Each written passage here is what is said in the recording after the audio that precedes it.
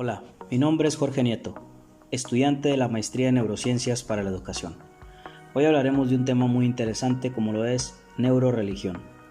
Tomando en cuenta la concepción desarrollada por Aldous Huxley, la neuroreligión o neuroteología podría definirse como un programa de investigación y aprovechamiento de los potenciales correlacionales entre los fenómenos religiosos y la experiencia religiosa. Surge a partir del interés de la neurociencia por el estudio de los estados alterados de conciencia inducidos por la meditación a través de diversos tipos, religioso o no religioso, cuya de sus máximas expresiones es la experiencia religiosa manifestada en las prácticas de meditación y oración, así como también las experiencias cercanas a la muerte. ¿Qué no es neuroreligión? No es un camino para demostrar la existencia o inexistencia de Dios. No consiste en la búsqueda de abultamientos espirituales o del lugar de Dios al estilo de la antigua frenología. La neuroreligión puede ofrecer una mirada particular del hecho religioso.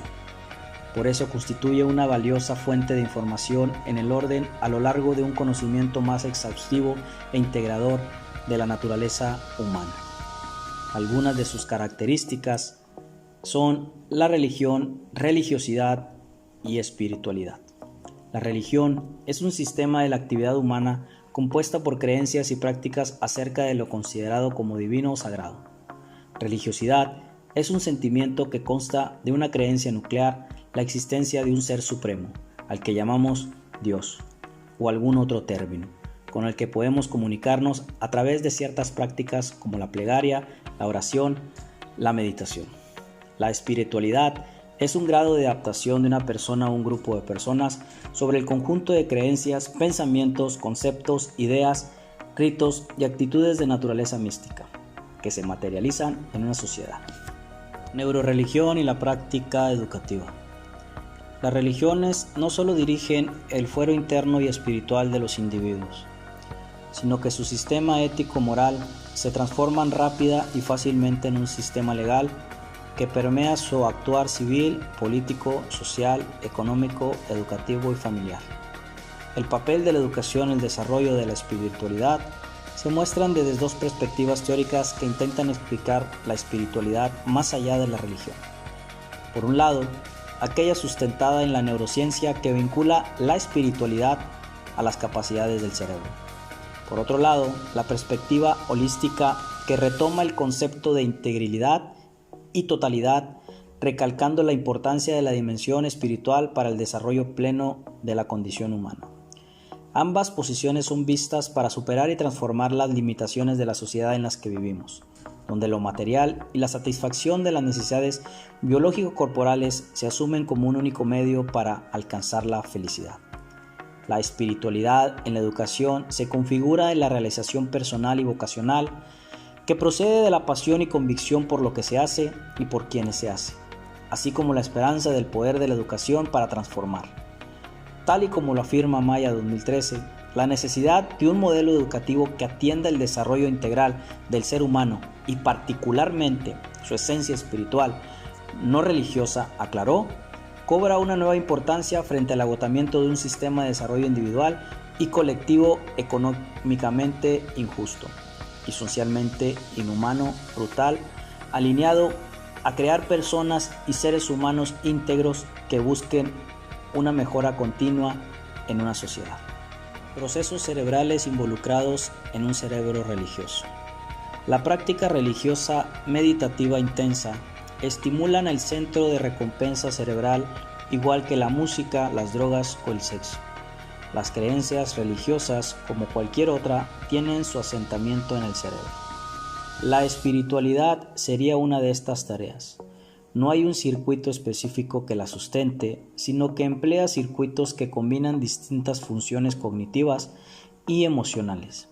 Solo para recordar, los circuitos neuronales representan el substrato anatómico en el que se realizan todas las funciones del sistema nervioso. Existen diferentes tipos de circuitos neuronales, sensoriales, motores, cognitivos, de regulación y de modulación. Las experiencias religiosas espirituales activan los circuitos de recompensa en el cerebro de la misma manera que lo hacen en el amor. El sexo, el juego, las drogas, la música se asocian con la activación del núcleo accumbens.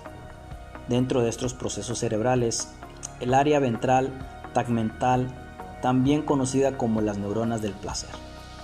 El hipotálamo lateral es la parte del hipocampo que principalmente participa en el sistema de recompensa y de la motivación.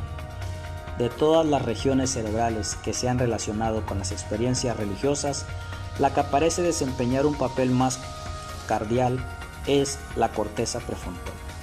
Se trata de una región muy importante para el cumplimiento y la adecuación de las normas sociales, los procesos de reflexión, la inferencia en los estados mentales de las personas, unos aspectos que podrían ser necesarios para mantener una actividad religiosa integrada.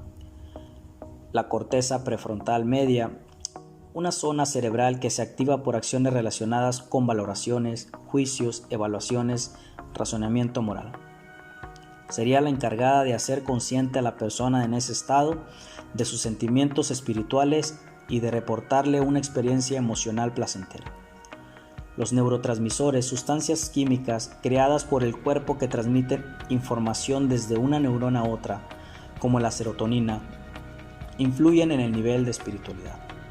La cantidad de receptores de serotonina en el cerebro se correlacionan con ella. En concreto, parece que las personas más religiosas tienen más receptores de serotonina, una de las sustancias químicas que le permiten la comunicación entre neuronas. Asimismo, Sarah Lazar, científica de estudio, concluye que gracias a la meditación, el grosor de la certeza cingulada aumenta, así como parte del sistema límbico. La materia gris en la amígdala disminuye, reduciendo la ansiedad, el miedo y el estrés. La zona izquierda del hipocampo, que es responsable del aprendizaje, las capacidades cognitivas, la memoria y la regulación de las emociones, también incrementa su tamaño. Las regiones cerebrales potencialmente asociadas con el desarrollo y el comportamiento de las personas con una experiencia incluyen la corteza frontal media, la corteza orbifrontal, el precúneo, la corteza cingulada, el núcleo caudado. En todo caso, pareciera que el cerebro completo estaría involucrado en la actividad religiosa, como ocurre en cualquier otra cognición compleja, profunda, solo que algunas áreas presentan una mayor actividad eléctrica. A manera de conclusión, respecto al tema neuroreligión, es muy impresionante, primero que nada, entender que la neuroreligión no busca mostrar la existencia o la inexistencia de Dios. Eso es algo que en lo particular me causó mucho impacto. Entender que realmente existe dentro de nuestro cerebro repercusiones o impacto debido a creer en una religión, creer en un ser supremo. Es muy importante entender que todo este tipo de práctica genera modificaciones en nuestro cerebro y con base a eso en nuestras experiencias y en nuestra forma de ver la vida. Tiene un impacto significativo en nuestro cerebro. Intentar creer que hay alguien que nos escucha mediante la oración, mediante la meditación y mediante esas actividades que conectan mis neuronas para comunicarme con un ser supremo. Estoy realmente sorprendido de conocer cómo impacta la religión en nuestro cerebro y me lleva a tener una perspectiva diferente de la vida. Me ayuda a entender que si una persona es religiosa es porque algo está pasando dentro de su ser, dentro de su cerebro, que está generando que siga activa en estas prácticas. Entonces me llevo mucho aprendizaje. En lo personal era una persona que juzgaba algunos aspectos relacionados a la religión, pero cuando vi todo esto me doy cuenta que sin duda alguna la persona que lo pone en práctica pues sí tiene ese impacto positivo en su cerebro que lo hace sentir en paz, lo hace sentir de una manera positivamente hablando bien y que bueno, es algo que aprendí gracias a esta asignatura.